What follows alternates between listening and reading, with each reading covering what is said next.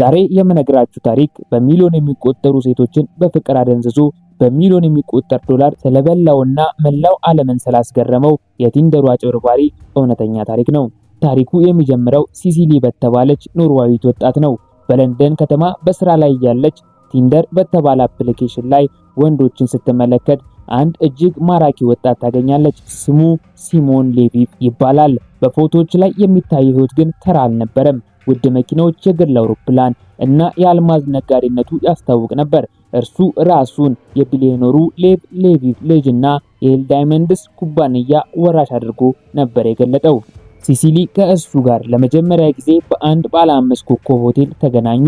ሲሞን በጣም ጨዋ፣ ጣፋጭ ንግግር ያለውና ደህንነቱን በጠባቂዎች የተጠበቀ ትልቅ ሰው ይመስል ነበር። በዚያው ቀን ምሽት ሲሞን በስራ ምክንያት ወደ ቡልጋሪያ መብረር እንዳለበት ነገራትና ከኔ ጋር አብረሽኝ መብረር ትፈልጊያለሽ ሲል ጠየቃት። ሲሲሊ በሁኔታው ተማርካ በግል አውሮፕላኑ አብረው በረረች። ይህ ግን ወደ ገሃነም የሚወስዳት የመጀመሪያው እርምጃ እንደነበረ አላወቀችም ነበር። ሲሞን ከሲሲሊ ጋር የፍቅር ግንኙነት ከጀመረ ከወራት በኋላ ወጥመዱን መዘርጋት ጀመረ። ለአንድ ወር ያህል ውድ ስጦታዎችን እየሰጣት በሚሊዮን የሚቆጠሩ ወጪ እያደረገ ሙሉ በሙሉ እምነቷን አተረፈ። ነገር ግን በአንድ ጨለማ ምሽት ሲሲሊ ስልክ ላይ አስደንጋጭ መልእክት ደረሳት። መልእክቱ ከሲሞን ነበር። በቪዲዮ ላይ የሲሞን የግል ጠባቂ ፒተር ጭንቅላቱ ተመቶ በደም ተበክሎ ይታያል። ሲሞን በከፍተኛ ፍርሃት ውስጥ ሆኖ እንዲህ አላት፣ ጠላቶቼ በአልማዝ ንግዴ ምክንያት እያደኑኝ ነው። አሁን የባንክ አካውንቶቼና የክሬዲት ካርዶቼ በሙሉ በደህንነት ምክንያት ተዘግተዋል። ጠላቶቼ እንዳይከታተሉኝ የአንቺን ክሬዲት ካርድ በአስቸኳይ መጠቀም አለብኝ። ሲሲሊ የፍቅረኛዋ ህይወት አደጋ ላይ የወደቀ መስሏት አልተጠራጠረችም። የራሷን የክሬዲት ካርዶች በሙሉ ሰጠችው። ነገር ግን ገንዘቡ ሲያልቅባት ከተለያዩ ባንኮች በሚሊዮን የሚቆጠር ዶላር ብድር መውሰድ ጀመረች።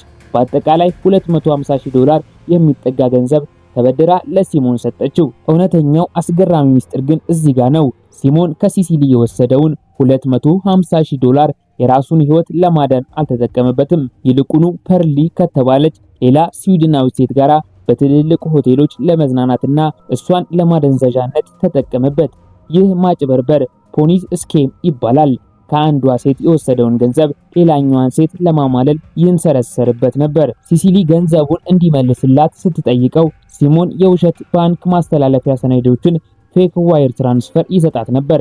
በመጨረሻም የባንክ ባለሙያዎች ሰነዱ የውሸት መሆኑና እርሷን በትልቅ ዓለም አቀፍ አጭበርባሪ መታለሏን ነገሯት። ሲሲሊ ህይወቷ እንደጠፋ ተሰማት። እዳው ተቆልሎባት ነበር። ነገር ግን ዝም ለማለት አልፈለገችም። ወደ ኖርዌይ ትልቅ ጋዜጣ ቪጂ በመሄድ ሚስጥሩን አወጣችው። የጋዜጣው መርማሪዎች ታሪኩን ተከታትለው እስራኤል ድረስ በመሄድ የሲሞንን እውነተኛ ማንነት አገኙት።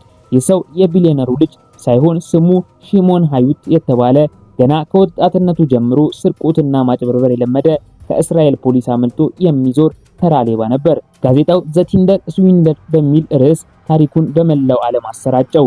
በዚህ ጊዜ ፐርሊንና አይሊን የተባለች ሌላኛዋ የ3 ዓመት ፍቅረኛው ታሪኩን አነበቡ። በተለይ አይሊን በእሱ $140,000 በላይ ተበልታ ስለነበር የራሷን የበቀል ስልት ቀየሰች። አይሊን ለሲሞን ምንም እንዳወቀች አላስመሰለችም። ሲሞን አሁንም ተደብቆ ስለነበርና ገንዘብ ስላጣ አይሊን እንዲህ አለችው፣ የባንክ አካውንት ከተዘጋ ያሉን ውድ ብራንድ ልብሶች በሙሉ ስጠኝና እኔ በኢንተርኔት ሸጪ ገንዘቡን ላምጣልህ። ሲሞንም አመናት። አይሊን የሲሞንን ውድ ልብሶች በሙሉ በኢቤ ላይ እየሸጠች ያገኘችውን ገንዘብ ለራሷ መውሰድ ጀመረች። ሲሞን ሲጮህባት ይኸው እየተሸጠ ነው እያለች ታሾፍበት ነበር። በመጨረሻም በ2019 ሲሞን በውሸት ፓስፖርት ወደ ግሪክ ሲበር አይሊን የበረራ መረጃውን ለአውሮፕላን ማረፊያው ፖሊስ አሳልፋ ሰጠችው። አጭበርባሪው ሲሞን ሌቪቭ በግሪክ አየር ማረፊያ ላይ በቁጥጥር ስር ዋለ። የዚህ ታሪክ ማብቂያ ግን ብዙዎችን ያስቆጣ ነው። ሲሞን ሌቪቭ ወደ እስራኤል ተላልፎ ተሰጥቶ ፍርድ ቤት ቢቀርብም የተፈረደበት የ15 ወራት እስር ብቻ ነበር። ይባስ ብሎ ደግሞ በኮሮና ወረርሽኝ ምክንያት ከ5 ወራት በኋላ በነፃ ተለቀቀ። በአሁኑ ሰዓት ሲሞን ሌቪቭ በነፃነት ውድ መኪኖችን እያሽከረከረ አሁንም በቅንጦት ህይወት ውስጥ ይኖራል። የታለሉ ሴቶች ግን እስካሁን ድረስ የባንክ ዕዳቸውን እየከፈሉ ይገኛሉ። ይህ ታሪክ በኔትፍሊክስ ላይ ዘጋቢ ፊልም ሆኖ ከቀረበ በኋላ ሲሞን ከቲንደሩ አፕሊኬሽን በቋሚነት ታግዷል። የቲንደሩ አጭበርባሪ ታሪክ የሚያስተምረን በሶሻል ሚዲያ ላይ የምናየው የሰዎች የቅንጦት ህይወት በሙሉ እውነተኛ እንዳልሆነ ነው። ፍቅርን እና እምነትን ለገንዘብ ማግኛ የሚያውሉ ሰዎች ሁልጊዜም መጠንቀቅ አለብን። እናንተስ ተመልካቾቻችን በኢንተርኔት የፍቅር ጓደኛ መፈለግ ደህንነቱ የተጠበቀ ይመስላችኋል? ፍርድ ቤቱስ በሲሞን ላይ የወሰነው ውሳኔ ትክክል ነው? ሐሳባችሁን ኮሜንት ላይ አስቀምጡልኝ። ለዛሬ የነበረን ታሪክ ይህን ይመስል ነበር። ቪዲዮን ከወደዳችሁት ላይክ ማድረጋችሁ፣ ለቻናላችን አዲስ ከሆናችሁ ደግሞ ሰብስክራይብ ማድረጋችሁን አትርሱ። በሚቀጥለው እስከምንገናኝ ሰላም ቆዩ።